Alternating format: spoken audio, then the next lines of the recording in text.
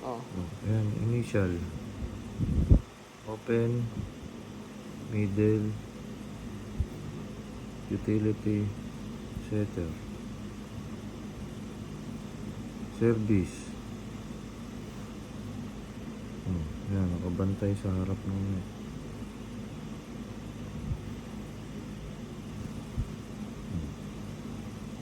Nag-service. Bababa ko rito. Bantay to dyan.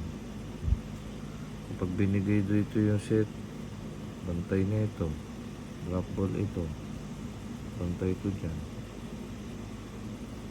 Mababa ito. Drop ball ito. Drop ball. Drop ball. Check ball. Cross court. Short ball.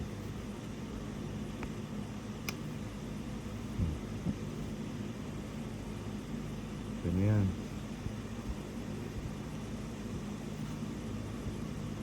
Ano pa? Pag dito naman binigay,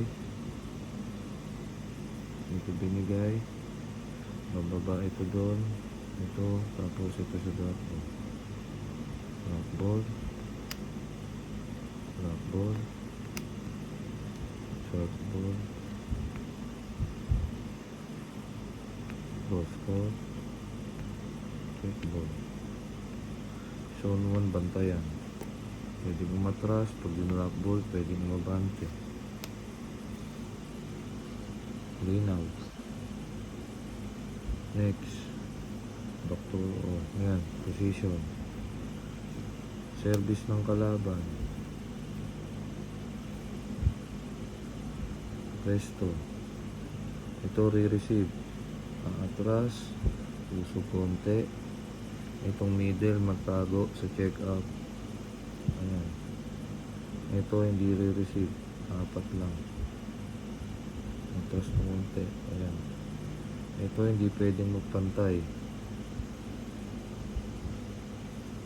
Itong middle pwedeng sumagad dito.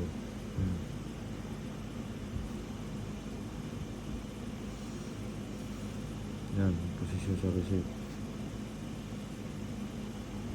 Balik tayo sa original. Ayan ha, malinaw. Diagonal, diagonal, diagonal. Ikot. Lilikod si setter. Uusod to rito. Uusod sa gitna. Papasok yung UT. Uusod to doon. Uusod to doon. Ayan ha, original. Mikot.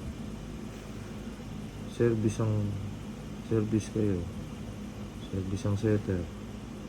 Dikit-dikit yan dyan. So, ang original position ng utility dito sa 4. Ito dapat magbantay. Letter B. Magsiservice. Mag-service. Pagka-service. Bakit ko inusod yun? Pagka-service, ito hindi na pagpapantay.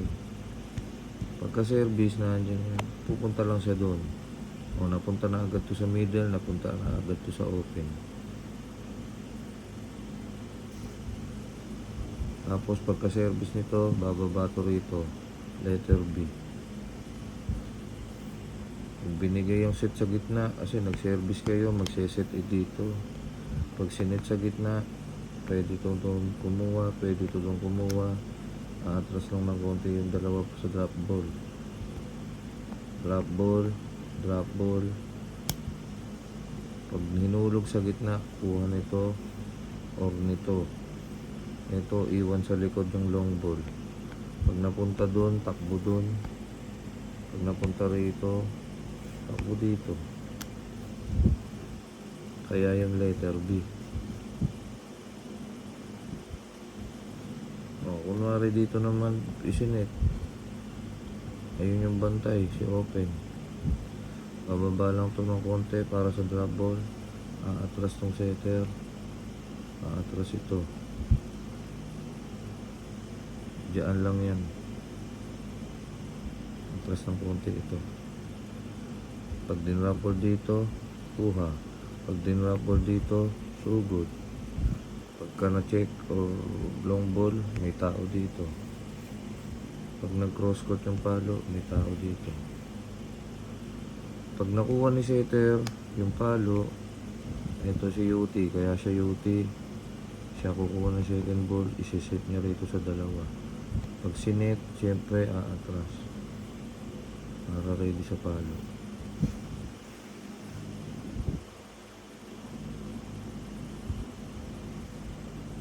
Kung dito naman isinit sa 4, aatras to, aatras din to konti, kuha nitong UT yung block, drop ball. Okay, pwede drop ball doon, atras ito, usog-usog lang dito, dito. Yung gitna, palaging butas yan, normal yan. Pagka dinrabol sa gitna, may tao dyan kukuha, ayan.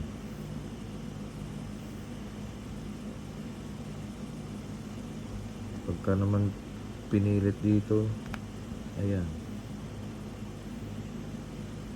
Kapag inulog, pag nakapinalo ng cross court doon, ayun. Pag pinalo naman yung ball, eto. Pag dinrapol sa likod ng blocker, may coverage dito. Setter. Pag nakuha uli na setter yung first ball, ito magseset. Dalawa atras, dalawang spiker. Hindi naman papalo ito. Setter yun.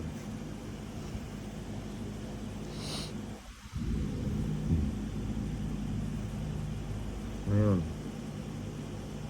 pag hindi naman nakuha ni setter yung second ball, ay yung first ball, ito kunwari nakuha niya yung first ball, si setter pasok na agad dun. Ito aatras, aatras, aatras. Ulitin ko, ayan. Kunwari pumalo ito sa 4, nakuha nun, siyempre first ball, si setter pumapasok na yun doon. Pumapasok ito, umaatras na yung dalawang spiker, ay itong tatlo, ready na sila.